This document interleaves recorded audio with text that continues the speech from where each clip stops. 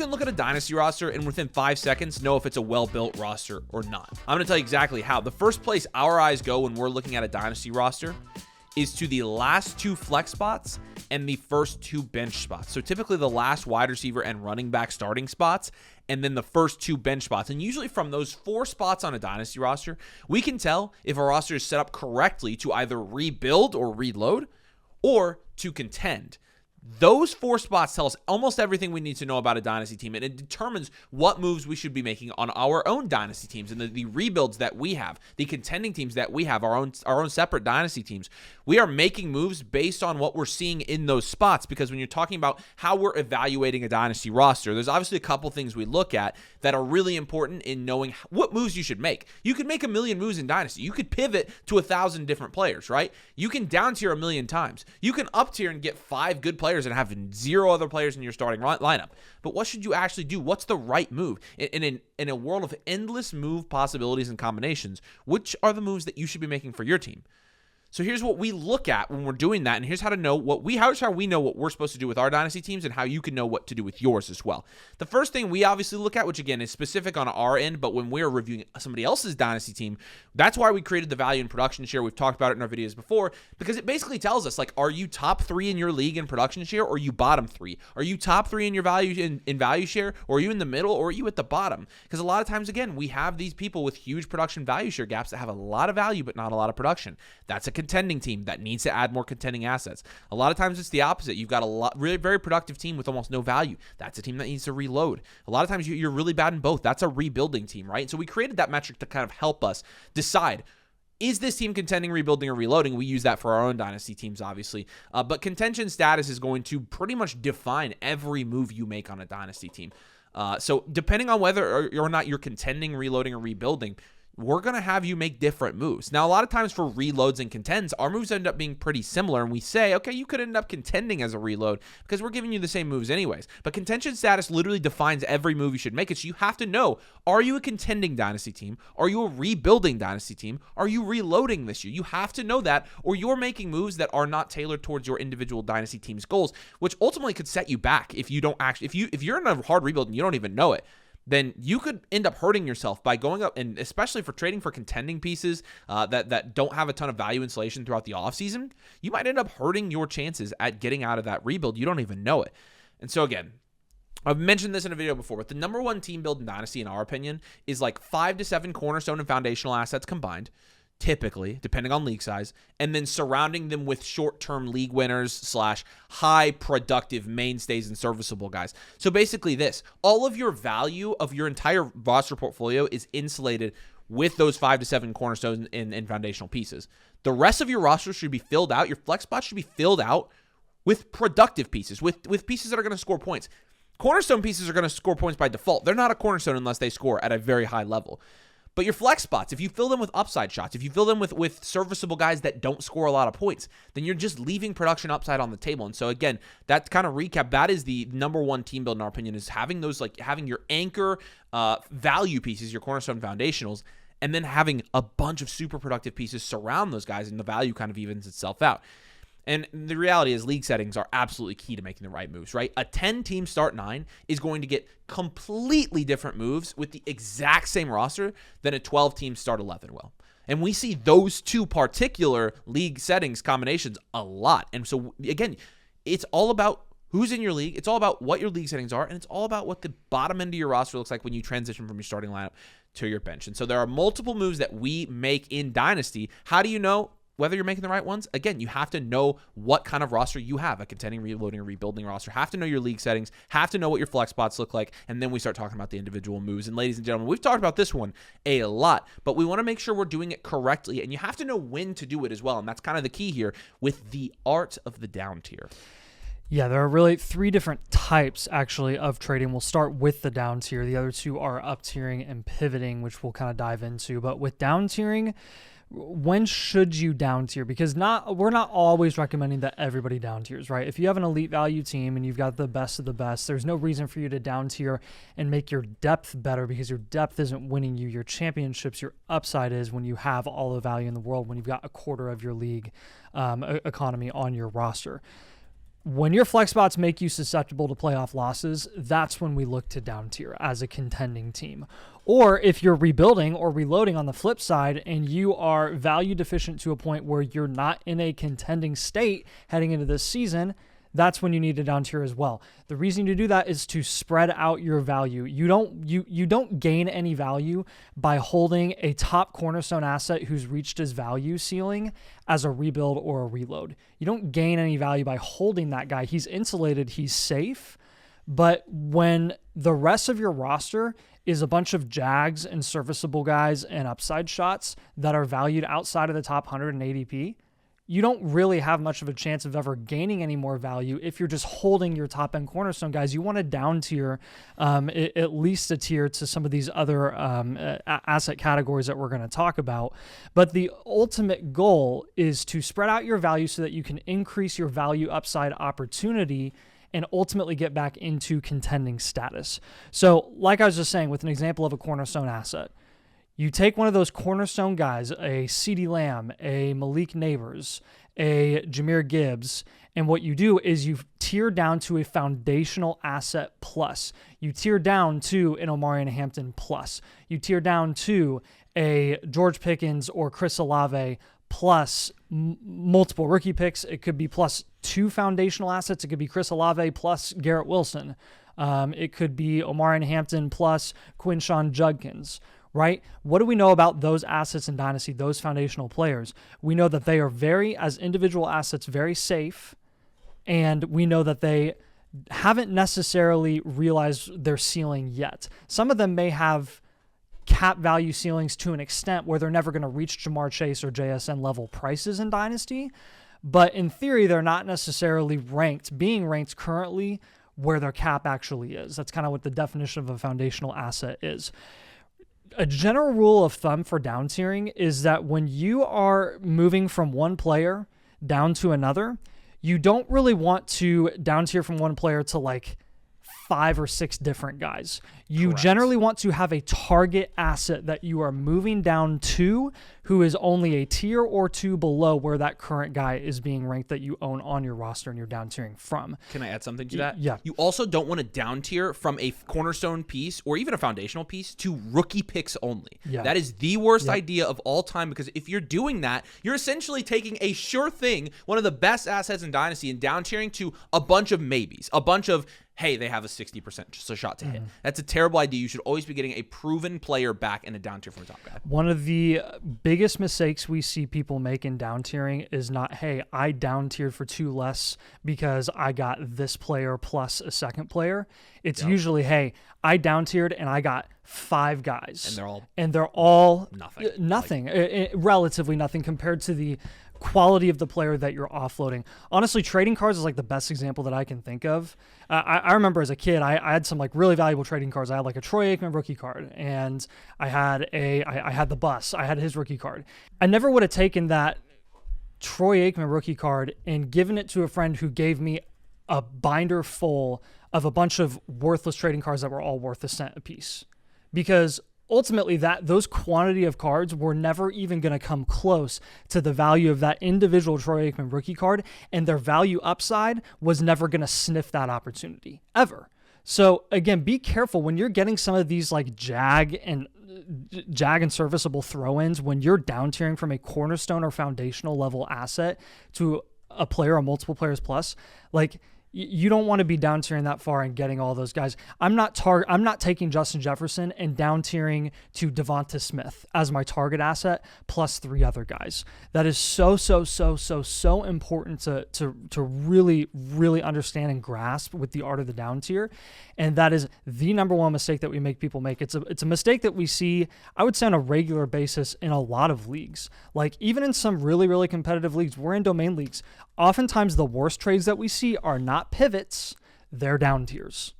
Like I would say 90% of the time, it's a misvaluation of the assets that you're getting in return, and or it's down tiering way too far. Yeah. So be careful when you're doing that. The absolute last thing you want to do is get a collection of slop. Make sure that the guy you're down tiering to has significant value currently, has value upside to move up boards from where he's currently being priced, and then get a significant plus on top. And so when should you actually down tier? Because, I mean, like, this is how we know, like, what to do with the Dynasty team. When your flex spots are bad enough to where it makes you susceptible to playoff losses because your upside's so low, that's when you probably should down tier. Let's take a look at a couple of example team blueprints that we did for some people where we had them do quite a few down tiers. In this particular one from Echelon, shout out Echelon, you'll notice this is a standard value, well-rounded team with a value share at second in his league, right? Who's he flexing here? Tyler Algier, Kayshon Boutte, and Romeo Doubs with a second in his league value share. Okay, let's go to this one from Tyler. Tyler, appreciate you, man. Tyler, standard value share, fifth in his league, 8.7%. Who's he flexing? He's flexing Michael Wilson and Matthew Golden and Zach Charbonnet. He's got Luther Burden in his wide receiver 4 slot right now. He's starting it's a big flex league here, okay? And it's a deep league, and that's where, again, like, you know, that's one of those league settings where it matters, like, to actually have decent depth here. And that's where you down tier from Bowers. And that also is a great example of you don't have the luxury of holding a Brock Bowers on this team. Look at this roster and tell me that you can hold Brock Bowers. Obviously, one of the moves that we gave was a down tier from Brock Bowers to either a Colson Loveland or like a London or an Achane or somebody like that, right? So either another elite tight end or just go to wide receiver or running back. Look at this one from Unseen Joe. Shout out Unseen Joe. This is a 10-team league. A 10-team league where upside should be more important because you're not starting as many players across the league. And who's he flexing here? Again, this is a 1-year reload, right? And so we're less worried about actual starting lineup in this one, but fifth in his league in value share and third in his league in production share. He could have easily ended up contending here. We gave him 2 down tiers here. Why? Because he's got Justin Herbert on this team. Well, you don't need Justin Herbert on this team when you're flexing DJ Moore and Quentin Johnson, right? You can move off of those guys. And if you want to get out of a reload and end up contending, even by accident the next year, what are the moves we're going to give you? We're going to tell you to move off of Justin Herbert to like Jalen Hurts. We're gonna go for like Bo Nix plus a piece, Brock Purdy plus a piece, right? But Justin Herbert's valued over those guys in every league right now. Jamar Chase down tier to like an Amon-Ra St. Brown. An Achane and Rice type deal, a Drake London plus type deal. Because again, the problem isn't that he doesn't have enough value necessarily, although in this case we did do a reload and so we're a little bit worried about his value. The problem is he doesn't have enough assets to start in this format. And so those are examples of, again, when it's a good idea to down tier, and that's a perfect example there of like what we look at. I look at those, my eyes go straight to those last couple starters because I know whether or not the team has the assets to contend year over year or not. And so again, those are good examples of where down tiering is a good idea. And again, every league is different. 12-team, 10-team, 14-team, 8-team, all valued differently. How many starters do you have? 12 teams start 12, valued completely differently than an 8-team start 8, right? You have half the starters valued completely differently than a 14-team start 6, also versus a 14-team start 10, which we've seen both of those. And so every league is different. You have to know your league settings. You have to know what the other teams in your league look like, and you also have to know how valuable your portfolio actually is. And again, you can find out all of that because we help people with this all the time. We don't do it based on our own player takes and our own player opinions. We do it based on a method. We do it based on some of the algorithms that we've written. We have a process that we go through. It's standardized for every single team so that we're not guessing. We're trying to take the guesswork out of this, and we're helping other people do that as well. Again, you can get a team review for free when you become a member. You can join the community. A bunch of other people who love thinking analytically and process-driven. We've got a bunch of those people on our Discord, and you can join them. Flockfantasy.com/domain. I've got the link in the comments. If you use code DOMAIN, the annual Mother Flockature will get you a free team blueprint. We'll give you, whether you're contending, rebuilding, reloading, what your value share and production share is, and then what moves you should be making. And we're going to look right at your flex spots, right at your last bench spots as well, to tell you what you should be doing. You're also going to get Infinite Blueprint, which will give you new moves every month based on what your team archetype is. It's personalized advice, so you're making the right moves for your team. You're going to get our Discord. You're going to get all the site tools. You're going to get the bakery, all that stuff. If you want to get a team blueprint, check it out in the link below. Again, we help people do this, not because we want to tell people what our player takes are. We don't care. We have a science behind how we build our own dynasty teams, and we try to help you guys as well to put you at an advantage over your league mates. And if you're playing in a league where there aren't a ton of people that are domainers, domain leagues are hard. You're playing in casual leagues, home leagues, people from college. Like, we can actually help give you an advantage, so check it out, the link below. But down tiers, again, the down tier has always been kind of the, I don't know. I think it's always been our number one move in Dynasty because I think more often than not, especially out of like startup drafts and stuff, it helps you gain an advantage at your flex spot and get more upside from a production standpoint. But I think more this year than recent years, we've kind of dialed in to recommending more up tiers. And, part of that for me is like my ongoing philosophy change of like, I'm going to have every league have a Devontae Adams, a Derrick Henry, a Terry McLaurin. Guys I know that are startable level guys that I'm not paying high prices for because I want to have all these cornerstone assets as well. And so, if you can get away with it, a big mistake that we see a lot, just as much as we see, you don't have enough upside in your flex spots, is you've got way too much value on your bench. You've got 3 guys on your bench you can start on a week-to-week basis, 4 guys you can plug in. Some of these guys are valued in the 5th round, and they're not producing at all. We talked about this in the Luther Burden video, the scam video, right? Those are the types of teams where we're like, okay, now you have to up-tier. And getting as much upside as possible and also insulating your value is very important. So why do we even recommend up-tiers? Is because a lot of times we see people have too much value and too much production potential on their bench. But how do you actually know if you have too much depth? You ask yourself, how many starters are on your bench? On your bench, do you have Luther Burden and Travis Hunter and Kenneth Walker and Travis Etienne? Because if you do, you got way too much value sitting on your bench. Not to mention, you're making starts, from an in-season strategy standpoint, you're making start-sit decisions every single week that you shouldn't even have to make. Don't put yourself in the position to make wrong start-sit decisions. You might say, oh, well, it's matchup dependent. Guys, we've done this long enough to know that when you're in season making start-sit decisions, you can give yourself somewhat of an advantage. But at the same time, my Dynasty team where I absolutely screwed myself this year. I have a double-digit value share in a 12-team domain league, and I screwed myself. Why? I had too many players on my bench, and I made the wrong starting choices. I had guys like Breece Hall on my bench, Travis Etienne, DeAndre Swift, all on my bench on that team. Screwed me. It actually killed me because I made the wrong starting choices. It can kill you. The only thing worse than not contending is losing a championship or losing in the playoffs because you made the wrong starting decision because you didn't have the balls to up-tier. When all that time, I could have taken 2 of those guys and gotten a guy that I'm starting every week no matter what because he's more elite than those guys. That's what I should have done. And so when you're up-tier, you have to up-tier correctly. Up-tiering should really accomplish a couple things here. It should raise your insulation of your team. We're talking about up-tiering, like you're up-tiering to an asset that in most cases, unless you're up-tiering to like a CMC, which we rarely recommend, a Saquon, we don't usually recommend those guys as up-tier targets.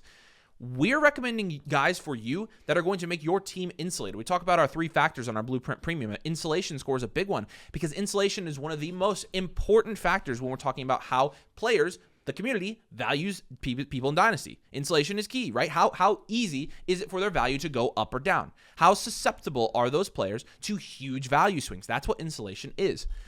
It should raise your insulation in the sense that the player you are trading for, if you're up-tiering, is not going to be as susceptible to big value swings. They're gonna hold their value a lot easier. So you're increasing your insulation with up-tiers. You're also raising your production, right? On a raw production standpoint, you should be getting a player that's scoring more points than the 2 players you're trading away. That should be the bare minimum requirement for an up-tier, unless you're trading for an injured guy, unless you're trading for like unless you're, say you're, for example, up-tiering from like Devontae Adams and Chase Brown and you can get Ted McMillan. Well, you're taking that just because it's a value in, right? So there are exceptions to the rule, obviously, but most of the time when you're talking about like up-tiering with a purpose, you're doing it from a production standpoint. The other thing it should do is it should raise your ceiling. Ceiling is different than production. Production is like, yeah, you're scoring consistently. Production is a combination of floor and ceiling. You're scoring more points consistently on a week-to-week basis. But also, when you're up-tiering, you're getting to those guys in the top 3 or 4 rounds in Dynasty that can score 25 points in a week. Whereas a lot of times, the guys we have in our flex spots aren't those guys. You can flex Christian Watson, sure. And Christian Watson has shown that he can, have a 25-point week. But how often is he actually doing that? He's not. And you can flex a David Montgomery. He might have a 20-point game or 2 next season. But you want guys that could do it any given week. It's like, even if their floor, they should have a high floor, but they should inherently be more high ceiling. Raising the ceiling, that's really key to winning playoff games in Dynasty. It takes skill to build a roster and get a bye in the playoffs, etc. But it's the ceiling of your flex spots that's where you really win leagues, because you have to have guys that in the playoffs can go absolutely bananas and drop a team. Because you want to know how really good Dynasty teams lose in the playoffs?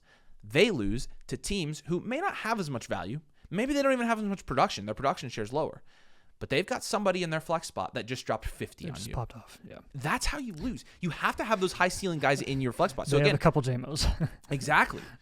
I mean, and there were plenty of guys in the playoffs that were doing that this year. Yeah. And so up-tier should raise your insulation, raise your production, and raise your ceiling. If an up-tier you're doing is not accomplishing that, then you're up-tiering the wrong way. And so how many players should you package when you're up-tiering? So it depends. Usually we do 2 foundationals. If you're like an enhanced or elite value team, we'll say take your 2 foundationals, get a cornerstone. 2 upside premiers. Again, this is a good example of like upside. I would say upside and upside premier are examples of like, you got these guys in your flex spot and you're trying to win now. But why are you flexing Luther Burden right now? We talked about this on this video. He's the prime example. Like, last year contenders should not have been flexing Luther Burden. At the point where his value jumped at the end of the season, you were in the playoffs, you should have flipped him if you didn't have a trade deadline.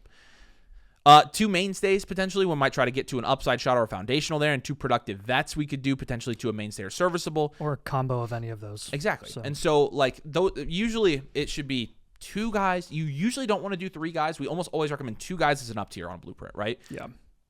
You could also do a few serviceable guys, maybe a few upside shots. Those when you have Jags, like, it's pretty much unlimited. It's unlimited. Like, you can throw in whatever it takes to get the up tier done when you're talking about Jags on your team. And you'll notice, like, sometimes on our premiums, like, we tell people, like, a lot of times we're not going to force moves if we don't think there are like a ton of moves to be made. But you can always take Jags, combine as many of them as you want, and go get players that have a better shot of maintaining long-term dynasty value. They are defined as Jags in our database because they're just a guy. Their odds are, like, how often do we see Jags actually elevate themselves from our categories? They don't consistently produce, and their value upside is extremely limited due to situation, outlook, talent level, etc. And so, looking at some examples where we thought it was a very good idea to up tier here, I want to look at this one from Creed. This is a 10-team league, and again, it's a 10-team. I think it's a start 10. Starting 100 players in this entire league. It's a shallow league, right? 10-team Superflex full point PPR. Look at his value share, 12.9%. That's 2.9% over expected. Production shares first, value shares third. Clearly contending, standard value well-rounded, okay? But what's the problem? Look at his bench. He's got Travis Hunter. He's got Michael Wilson. He's got Kenneth Walker on his bench. Those are 3 guys. Michael Pittman, 4. Pierce, 5. Jaden Reed, potentially 6 guys. Tyler Shucks in there, 7 guys that he could potentially start. And so what did we do for this team? I'm looking at his bench. I'm looking at that drop-off, and I'm seeing this guy needs to up tier. He needs to do 3 up tiers. And so what do? We take that last starter, Zay Flowers, plus like a bench piece, Michael Wilson, who's, depending on what the market is for Michael Wilson in your league, might be somebody you can sell for a lot, might be somebody you want to buy. It's all over the place for him. In this particular case, we're like, okay, he's a hot name. Take Flowers, upgrade Flowers. Flowers is your last wide receiver starter. We're going to make him better. We're going to take him and Wilson. We're going to do a small up tier to one of T. Higgins. Maybe Marvin Harrison Jr. do an upside shot here since you have so much value. Roma Dunze, right? And even though, when you're up tiering here from Flowers, you're technically dropping in production from Marv and Odunze based on last year's stats. This is more of an upside play with this roster because we have so many up tiers we can do. Another one, and this one does raise the production upside of your team by quite a bit. We take RJ Harvey, your last starting flex running back, plus a Travis Hunter. So combine one of those running backs and wide receivers together. Go get one of Garrett Wilson, Ladd McConkey, Chris Olave. You can take 2 rookie picks and go get a Derrick Henry, a Devontae Adams, a DeAndre Swift, the cheap veteran guys. All 3 up tiers, though. Why? Because we looked at that team and we're like, dude, this guy has way too many assets on his bench that he could start on a week-to-week basis. And so we have to make a change there. Let's look at this one. This one's from Bailout. This is a 12 team, a little bit different. This is an enhanced value team. A lot of times up tiers are very, very commonly recommended on enhanced and elite value teams. 15% value share on a 12 team. That's almost elite value, right? But this is a good example of another one where we recommended 3 up tiers, right? He's already got a 10 at running back and wide receiver. He's contending. His overall grade here is a 9.4. This team is ridiculous. But again, like, the team is ridiculous from a value standpoint, and he's got Flowers, J-Mo, Travis Hunter, Jordan Addison, Christian McCaffrey, Tyler Algier on his bench. And he's starting Quinshawn and Nico and Brees. I'm like, you can raise he's starting Trevor Lawrence and Jordan Love at quarterback. Like, there's so much more upside to be had there from a production standpoint. And so Judkins and Zay Flowers, we're like, package those guys together and go get an elite running back. Neighbors and Addison, go get one of the top 3 guys. JSN, Chase, potentially, he has Puka Nacua. So then Jahmyr Gibbs is why we gave him that. But we're like, take Malik Neighbors and go get a guy you know is going to score 20 points a game. I think Neighbors can. Go get the guarantee. J-Mo and Travis Hunter, go get a Pickens, a Cook, a Wilson to flex. Right? And so that's a perfect example of a loaded team where it's like, you got way too many starters on your bench. And the last one from Coach Karras here, we gave him 3 up tiers on this one as well. Again, a 10 at running back, a 10 at wide receiver, an enhanced value team, 14.4% value share. Look how many tight ends he had. He had Loveland and Laporta. Go get Bowers or McBride on this team, right? Again, people want to trash us for our Bowers strategy, but we give Bowers and McBride as buys when the team build fits. This guy needs as much upside as possible. I love Loveland, but Bowers and McBride are at a different level right now from a production standpoint because they've proven it. Let me look at the guys on his bench. BTJ, T. Higgins, Zay Flowers, Jordan Addison, Kyron Williams, Cam Scadaboo, Kyle Monungai. Another 7 guys. Take Emeka Ibuka and Rashee Rice and go get one of those top 3 wide receivers. BTJ and Odunze, go get a top guy. Again, these are examples of teams where up tiers are crucial to winning these leagues. The up tier can be just as important as the down tier. It all depends on your league settings, your current roster makeup, and all the different context that comes with your league, because every league is different. Up tiers are just as important as down tiers, though. And as you can see, there are a lot of examples where up tiers will win you leagues just like a down tier will win you a league. And finally, the pivot. Yeah, the pivot is the most straightforward of the types of trades that you can make in Dynasty. And really, ultimately, it's going to be very team build dependent on the types of pivots that we're going to have you make. On your specific team. But let me just give you a couple of examples here. Actually, we'll throw up the tier list of all the asset categories that we have assigned for every Dynasty player or for every asset in Dynasty. But I mean, you see S tier, Cornerstone, obviously below that foundational. Then you've got that B tier of Upside, Premier, Mainstay, Productive Vet. There's going to be some overlap here, obviously, but short-term league winners, generally they find themselves between like the foundational and the upside shot range. And then that D tier being upside shot, short-term production, serviceable, etc., moving all the way down. If you can ever move an asset that is categorized as an upside premier player, for example, and you can trade them 1-for-1, throw in a jag, I don't care, for a foundational asset, then you always 100% make that trade. If you can move a foundational categorized player, say a Nico Collins, for a cornerstone wide receiver, say a Drake London, you 100% of the time make that move, right? This is considered an objective value win. Now, not all the time are you going to be able to get an objective value win. Sometimes you're going to pivot from a foundational wide receiver to a foundational running back. Sometimes you'll pivot from a upside premier wide receiver to a mainstay running back, like or wide receiver. That's when it becomes a little more dependent on like what your build is. Generally, contending teams, if they have a upside premier running back on their team, say an RJ Harvey, we're going to have them as a contending team pivot from RJ Harvey to a mainstay wide receiver like T. Higgins because they have shortcomings at the wide receiver position, right? So that's kind of when there's a little give and take there. And then for a rebuilding team, again, if you have a highly productive, more volatile option at the wide receiver position, say Nico Collins I just mentioned, then maybe you want to move Nico Collins for George Pickens, who has a couple of years on Nico Collins, has the same amount of production upside, and whether he stays in Dallas or signs a mega deal on a different team as a wide receiver one is going to maintain his value, right? They're both foundational guys. And you want to turn back the clock a little bit. You want to have a little more flexibility there. It's totally understandable. What you want to be careful of doing when you're pivoting is don't be hasty to pivot to extremely volatile assets that are at their value peak. Jonathan Taylor is a perfect example of this. You want to be very, very careful moving off of any asset value equivalent to Jonathan Taylor, and again, acquiring Jonathan Taylor at this point in time. He can pretty much at this moment only lose value. Even if he's productive in 2026, you saw this with Saquon Barkley this past season. He was priced exactly where JT was being priced at the tail end of the second, early third, and he plummeted. And part of it is because he disappointed in terms of production, but he was never going to maintain that value, and you knew it. Again, kind of like I was talking about mistakes when people make down tiers and end up getting crucial value losses, resulting in reloads or rebuilds. This is one of the biggest mistakes that we see when teams are pivoting, is when they pivot to assets that are super volatile, that don't have really much value upside from where they're currently being priced from here to the beginning or middle of the season. There are some productive vets. This is not always the case. Jonathan Taylor is a outlier case because he's the most expensive by far old asset in Dynasty. But like Devontae Adams and CMC and Derrick Henry, where they're currently being priced, can actually move up in value from now, February 24th, when we're releasing this video, to the beginning of the season, just because people are anticipating that production spike again, where if they're contending and realize they're contending in August, they'll actually pay up for Adams, CMC, and Henry, therefore boosting up their market value compared to where they're currently being priced, right? That's where you can make a pivot to one of those guys, even as a reload, play the market on them, and end up getting a value win. Take production into account. Again, always take production into account if it's going to benefit you as a reload to target a productive asset that can gain value from now to the start of the season. Market buys and sells, right? If there's an upside premier asset who we consider as a sell, Luther Burden, to an upside premier asset who we consider to be a buy, maybe a Marvin Harrison Jr., or a Rome Odunze or a Cam Scatterboot type, then maybe you want to target one of those assets instead. So that's kind of the art of the pivot.